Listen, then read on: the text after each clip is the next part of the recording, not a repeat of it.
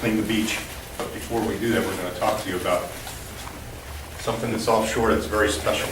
Offshore beaches here, the reef that we have here. How many of you know that there's a reef out there? How many of you are snorkelers? How many scuba divers? Okay. Some of you know about it. Today, we represent the Kids Ecology Corps. We do this in cooperation and partnership with the City of Fort Lauderdale. We'd like to thank the hotel for providing this wonderful facility and refreshments. My name is Lou Fisher. Okay. I'm a marine biologist by career and training and education. I worked for Broward County for 35 years. I've got roughly 3,500 hours offshore of Broward County's reefs doing research on the reef. And my partner here is Lindsay. Hi, I'm Lindsay Maratka. I'm a biologist and environmental scientist. I'm also a mom. I've been working for Kids Ecology Corps for a little over 2 years, so since being a mom and a little bit before. And I just am really excited to have all of you here with us today. I think one of the greatest things the Kids Ecology Corps does is that it engages children and their parents together in learning about our really unique and special environment here in South Florida and the things we can do to protect it, because the environment, the reefs, the beaches, they're yours. They belong to the kids because you're the ones who are going to grow up and be the adults making decisions in the future. And your parents and the rest of the adults in the room, we're just here taking care of it for you. And we want to make sure that it's going to be here so that you can take care of it for your own children and grandchildren someday in the future as well. So I want to really talk about how special these reefs are that we have, and Lou is our expert. He's going to give us a lot of details about them. But they're not just these pretty things offshore that we go look at for fun. They are really, really, really important and integral and interconnected with our everyday lives here in South Florida.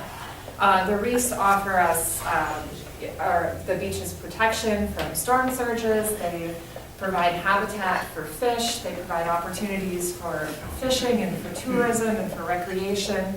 And it's really deeply ingrained with the economy of our region down here. Hotels like the Sheraton wouldn't be here, the beaches wouldn't be here if it weren't for the reefs. At the same time, the reefs are really interconnected to our lives are really interconnected to the reefs. And the things that we do on land, you might think what we do on land has no impact on the oceans and on the reefs, but it really does.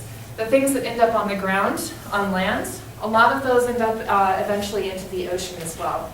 So what we're going to do today as part of our service for the environment today, we're going to learn about the reefs, then we're going to go pick up trash on the beach. And those two are connected because the trash on the beach, some of it's washing in from the oceans, but what we're really trying to do is prevent it from going back out into the water and going back out onto the reef and damaging it, which is something that we will talk about, marine debris and the damage there. So we're really, really excited to have you guys with us, to have you spending your Saturday morning learning about these very special reefs and what you can do to help them. So thank you so much. Very good. Well, let's start off with, yes, we have coral reef here in southeast Florida, and that's the reef area here. They're combined hard bottoms and offshore biological reefs, and I'm going to talk to you a little bit about what the difference is between those two. Okay, but there are other reef systems in Florida.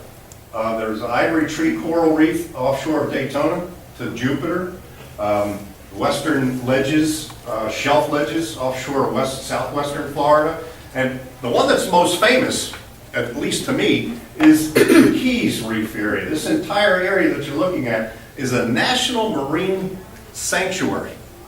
So you're very restricted on what you're allowed and not allowed to do in that marine sanctuary. There's some areas where you can't fish, some areas where you can't take lobsters, there's some areas where you're not allowed to dive. The only people that are allowed to dive in those areas are research scientists. So we have a barrier reef offshore here, and we also have what's called a fringing reef. As anemones, these are what polyps are close to what anemones are. Soft corals, fire corals, and finally stony corals. They're the ones that everybody's familiar with. Brain coral. And we'll look at a section of that reef, and we'll look at a colony, this colony right here, and we'll come back and look at it 6 months, and look at it a year later, 2 years later, 3 years later, 4 years later. So we have a long history of what that colony looks like. And is it growing? Is it getting larger? Is it healthy? Was it sick some period of time? What made it sick? Another word for calcium carbonate is limestone. Anybody know what limestone is? Everybody knows what limestone is?